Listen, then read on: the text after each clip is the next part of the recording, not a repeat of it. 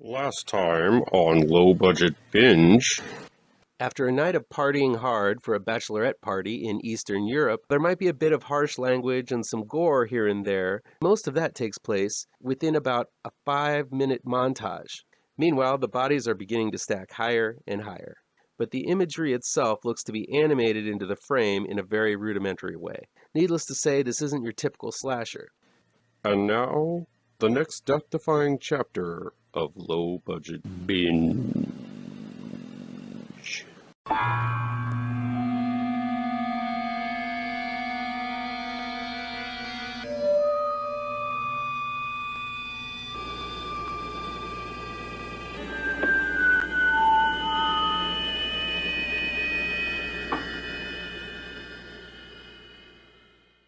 Welcome back to ML Miller Frights, a part of the Kings of Horror Network. I'm ML Miller. While you might be watching this video on the Kings of Horror Network, I urge you to click over to my ML Miller Frights page and give it a like, share with your buddies across the electronic superhighway, click subscribe to this channel, and don't forget to ring that bell for notifications. Please get the word out so that new folks can check out ML Miller Frights as well as the Kings of Horror Network and make these channels bigger and better. If you're in the Chicago area and love horror, you have no excuse not to head out to the Chi-Town Movies Drive-In for the Music Box of Horrors at the Drive-In. Every day in October for 31 nights of horror, there will be late shows, Sunday through Thursday, and double features every Friday and Saturday night. Every weekend is themed: Grindhouse Fridays, Rip-Off Saturdays, and Sequel Sundays. Tonight they're playing Attack the Block, which is an amazing film I haven't seen in a while, and I can't wait to see it again, starring a very young John Boyega. Look below for a link to the schedule, where to get tickets, and directions to this awesome horror event. Low Budget Binge is where we venture down the path less traveled and look at low budget, no budget, and sometimes international films that never get that top billing you see in the usual Hollywood fare. I'll indicate in the review and down below where you can find these films along with their trailers. Here we go. First up is the Tokyo Homestay Massacre. It's new on-demand and DVD Blu-ray from Culture Shock Japan. There's something about the Texas Chainsaw Massacre ripoffs that I really find endearing.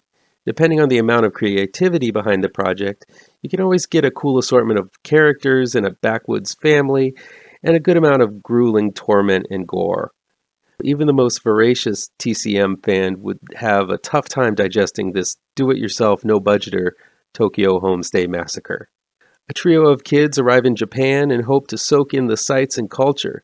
These are well-intentioned kids and have no clue that the room they're about to rent is in a house occupied by a horrifying family with a hunger for flesh and blood.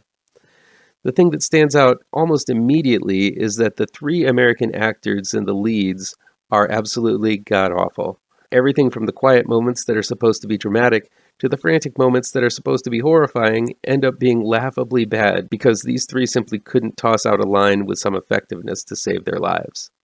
This will be a deal breaker for those unable to see past the terrible leads.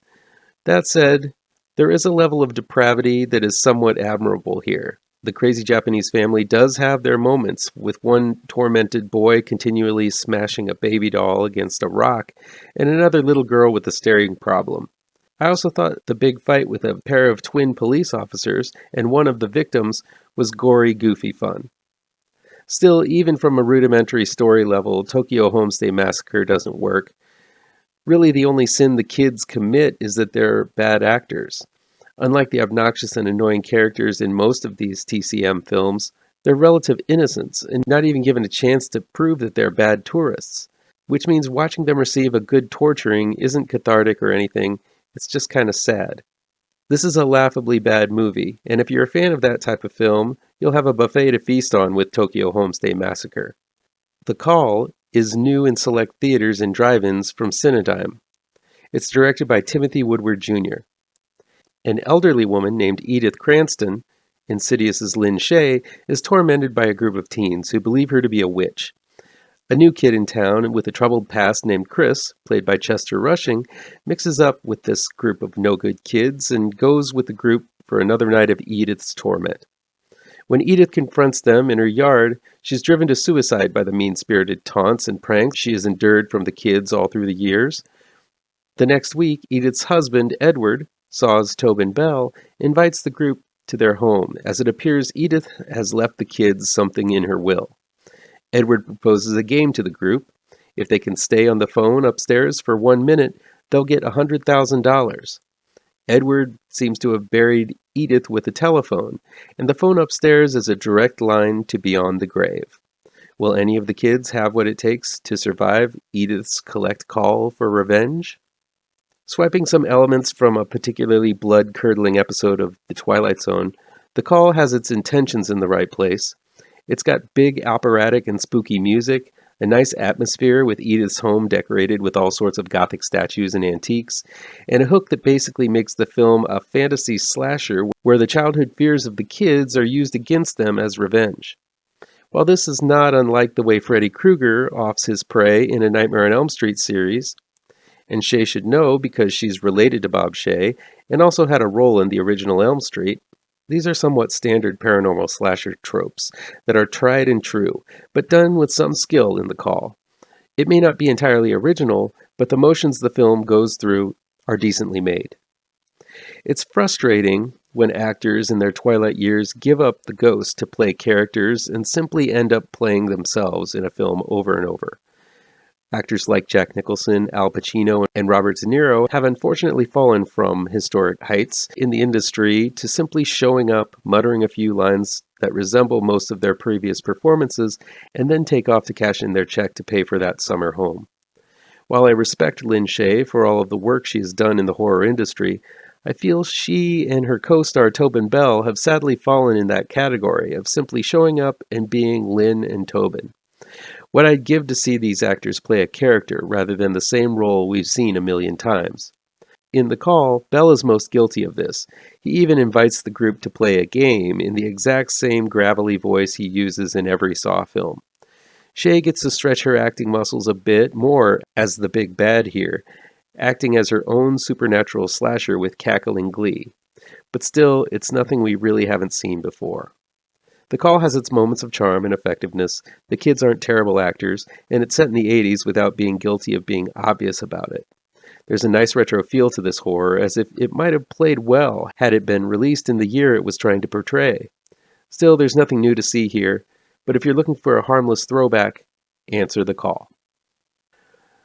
LUZ was the name of my dog when I was a kid, and it's also the name of this new movie that's new on-demand and digital download from Dark Sky Films. Not to be mistaken with the excellent experimental film LUZ, released last year, LUZ, the Flower of Evil, is a resonant tale of religious fanaticism set against the gorgeous backdrop of the Colombia countryside.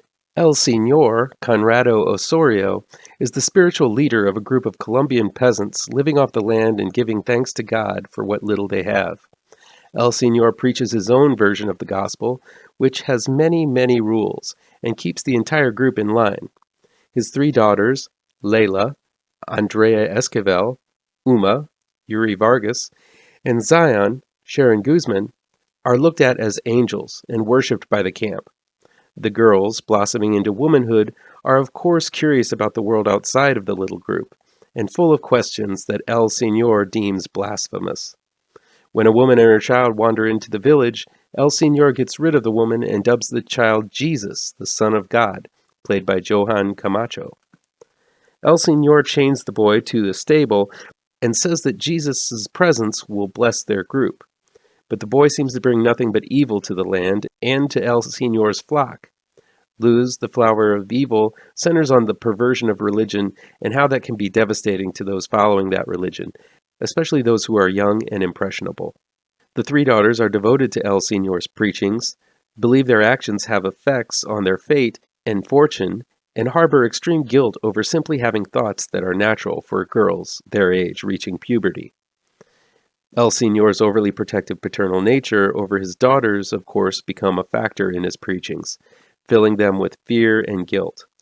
This makes for an extremely stressful watch, as the girls are curious about boys and the world beyond their small borders, questioning everything El Señor mandates, and ending up either being punished for their curiosity or racked with guilt for natural feelings.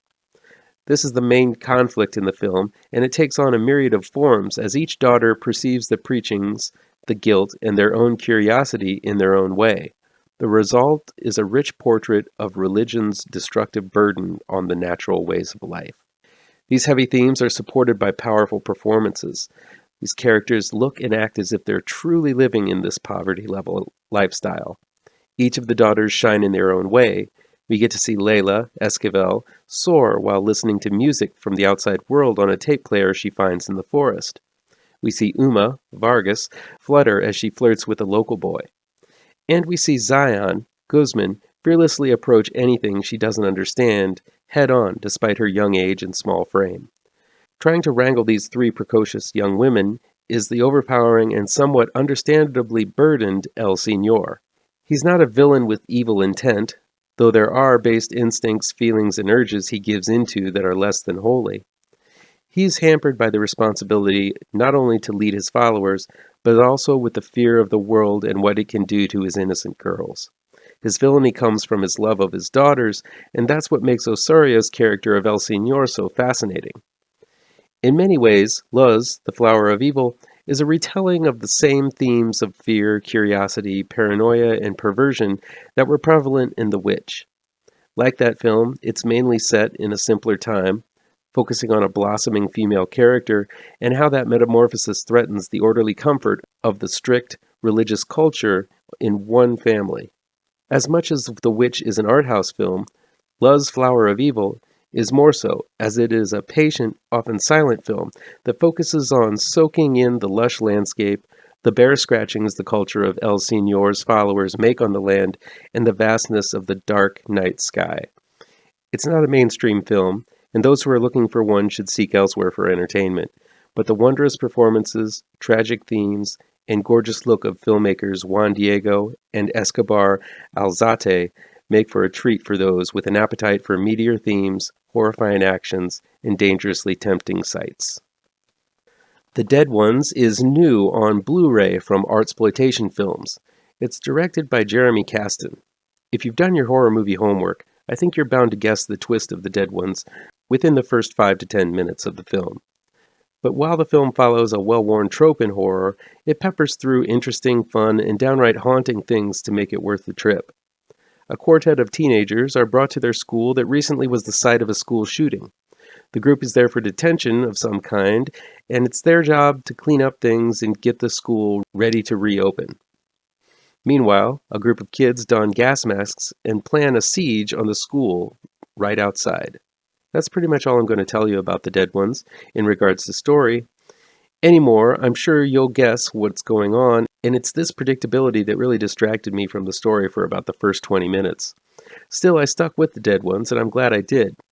Though the plot is familiar, I found the screenplay to be actually pretty great.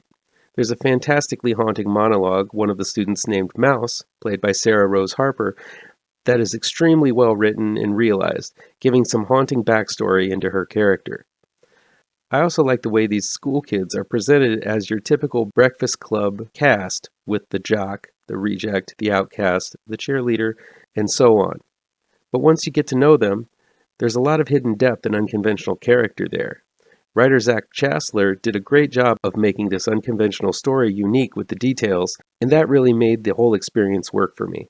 Director Jeremy Kasten also produced some extremely unsettling scenes. The flashbacks to the school shooting are extremely rough to watch, given the sheer amount of shootings that littered the news over the last few years. Seeing these masked kids in trench coats mowing down the students is definitely disturbing, and it's presented in a very non-glamorous way. But as the story proceeds, things get a little trippy, mainly because the mental states of these kids are fracturing, and the demonic hallucinations are nightmarish indeed. I especially loved one of the demons who eats bloody bandages that are littered in the bathroom. So gross, but so wickedly awesome. A lot of the effects are practical and well done, aided by some CG enhancements, but when The Dead Ones goes full CG, there are definitely some issues. Some of the things that never works is the CG blood burst, and it's utilized numerous times here. Low-budget blood splatter effects just don't look right. And if I could give advice to every new filmmaker, I'd say to steer clear from CG blood bursts and just go for the practical squib burst for a much better effect.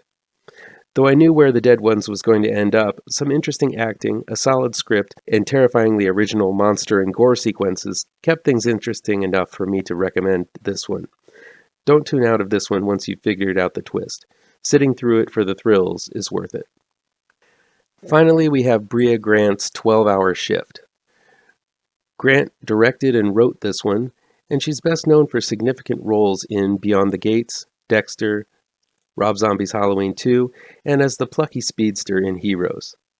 12-Hour Shift is new in select theaters and on demand from Magnet Releasing. May's Angela Bettis plays Mandy, a beleaguered nurse, addicted to multiple drugs and willing to bend and break the rules in order to support her habit. Mandy's been working with her cousin Nicholas, played by Mick Foley, swapping him organs for the recently deceased for big money. Mandy's other cousin, Regina, the very Samara Weaving-esque Chloe Farnworth, has joined in on the scam and is acting as the middleman transporting the organs from the hospital to Nicholas's warehouse. The swap occurs at the beginning of Mandy's 12-hour shift, but the drop-off doesn't go so well, and thus a pitch-black comedy of errors begins, as Regina desperately tries to find a new kidney and relies on Mandy to help cover up for her mistakes. Meanwhile, a cop killer, played by David Arquette, is admitted to the hospital, throwing an even bigger crowbar into the mix as Mandy and Regina seem to have no compunctions against killing patients in order to get the organs they need. Grant keeps the pace quick, matching the manic Mandy as she self-medicates with whatever extra drugs she can get her hands on. The film pretty much balances itself on Bettis's slender but capable shoulders as a touchpoint to all of the different plot lines that are going on at once.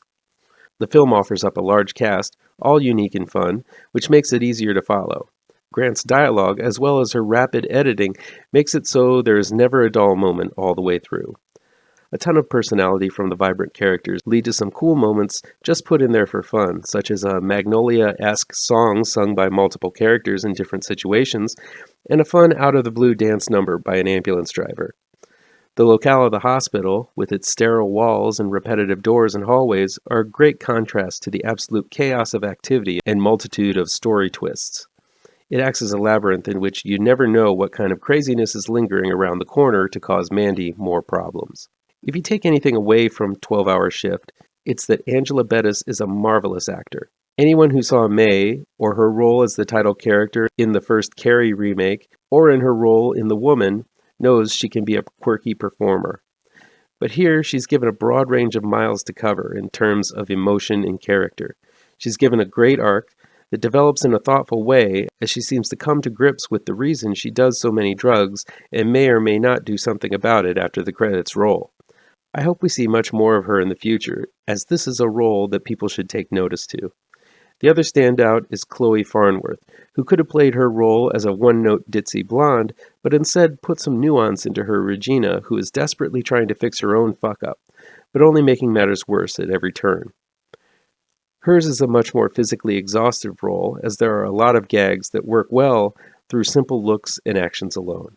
12-Hour Shift is pitch black in tone. While the whole thing is played for laughs, the dangers are real, and there's a solid sense that at any moment Mandy and Regina could be caught, murdered, or worse for their wrongdoings. You'll be laughing one minute and gasping the next at the unwavering onslaught of action, drama, gore, and undeniably funny situations. Director-writer Brea Grant handles comedy, horror, drama, and action with a skilled hand, juggling a multitude of dangerous plots and dastardly characters with ease, yet never forgetting to button it all down with real emotional heft. Brea Grant's 12-Hour Shift is a solid indie romp that shouldn't be missed. Whew, that's a whole lot of indies. That'll be it for today. If you like this video, please pound that thumbs up button. Share this video with your social media addicted pals. If you're looking for written reviews, as well as countdowns for the best in horror every day in October, you can check out mlmillerwrites.com. Don't forget I have 2 new horror comic book trade paperbacks you should look for. GRAVETRANCERS is out right now, and Pirouette Collecting Never Before Published Issues will be out in late November, early December, with Diamond Order Code APR 201712. And be sure to subscribe to this channel, and ring that bell for alerts to be the first to see my future videos. Thank you so much for your time, and take care. Lord. You're doomed